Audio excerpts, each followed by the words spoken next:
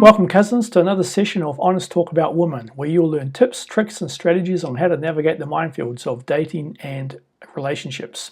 Don't forget to press the like button, click on the comments section and make a comment, and also subscribe to the channel. It helps with the YouTube algorithm. Hi guys, today's session will be on star signs and what they play on dating and relationships. Star signs is a big industry and a lot of females follow it, and to some guys it's a deal breaker.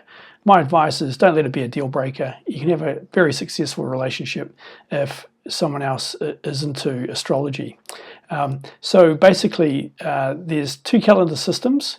There's the solar calendar that governs the Western zodiac, and with the first sign stating at the spring equinox. On the other hand, the lunar calendar oversees the Eastern zodiac, beginning with the Chinese New Year and the second new moon after the winter solstice.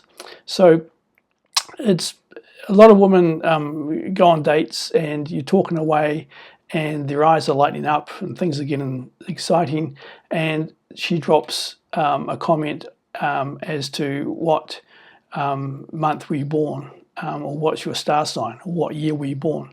And don't let it be a deal breaker, guys.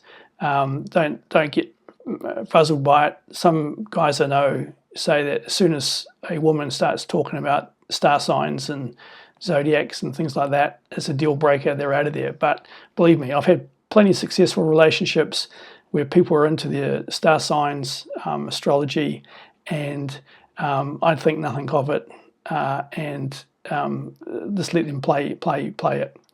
It's a big industry. There's a lot of people selling a lot of information and programs and learning modules, and also that you have all those 0900 numbers where you get charged $1 or $2 a minute. There'll be some other type of number in your country that people ring up, and they spend lots and lots of money with these people. But it doesn't come into my world, and don't let it be a deal breaker. So let's get into the calendar system.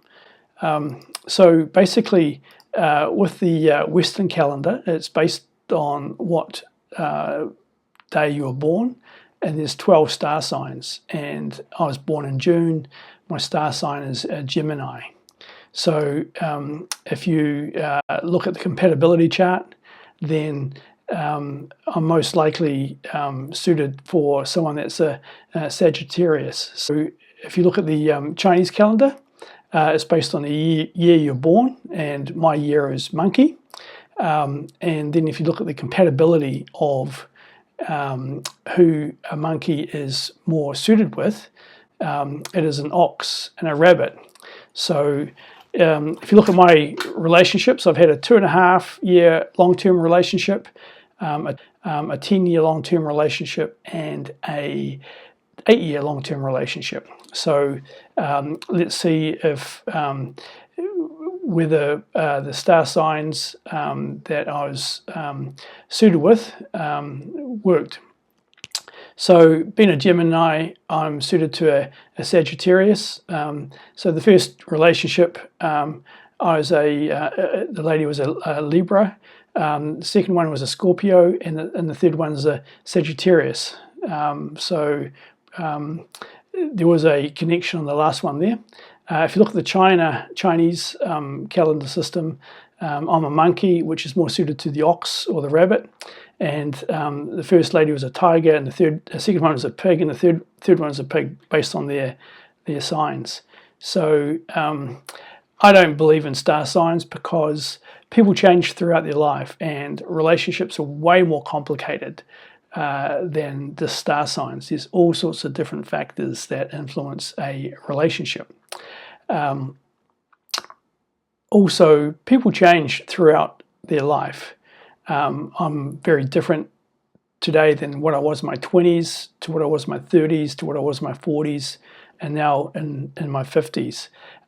So in my late teens, early 20s, there's a lot of beer drinking. There was university students, and then as you graduate from university, you start to be in your 20s and party a lot, and continue on drinking.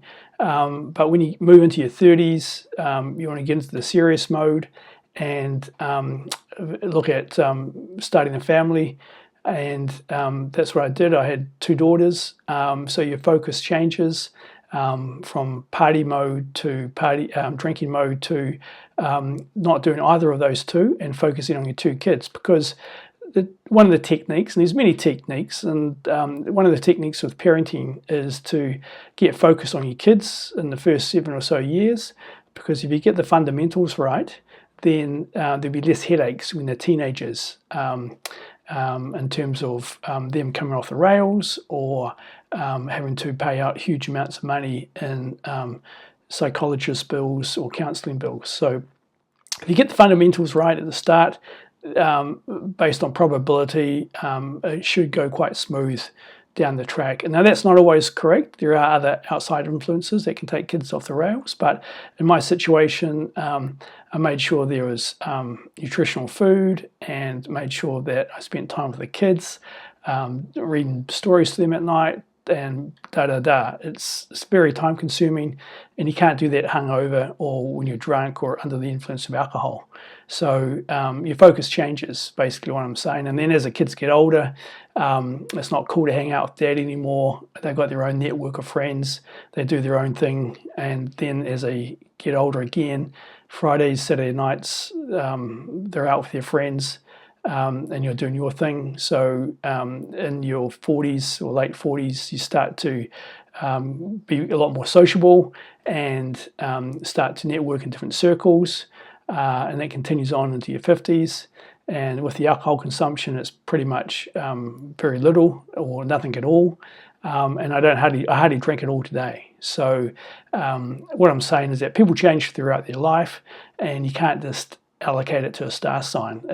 Relationships are way more complicated than that. But what I'm saying is if you're on a date with a beautiful young lady and they're excited, you can sense the pulse, and they want to talk about star signs.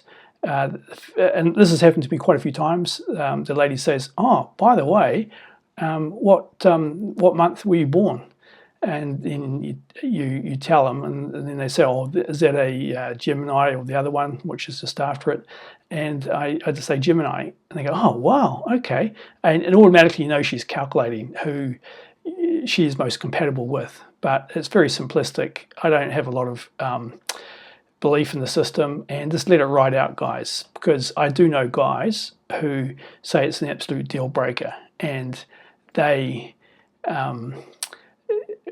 are in a dating situation, and once a girl brings up the word zodiac sign or star sign or whatever, they're out of there.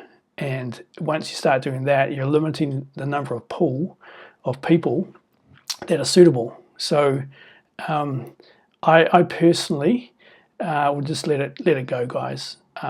It's a big influence on a lot of women. I don't know too many guys that take it seriously. I don't believe in it myself, but it is very big out there, and just go with the flow. It's not going to influence you. It's not going to change you. You've got game. You've got frame. She comes into your frame. You've got something that pulls woman to you. It's not going to change you at all. So let it go, move on. So that's the tip today, guys. You'll come across it with a lot of women, star signs. It's big out there, but let it go over your head. Don't get annoyed by it. Otherwise, you'll reduce the number of gorgeous women you can connect up with.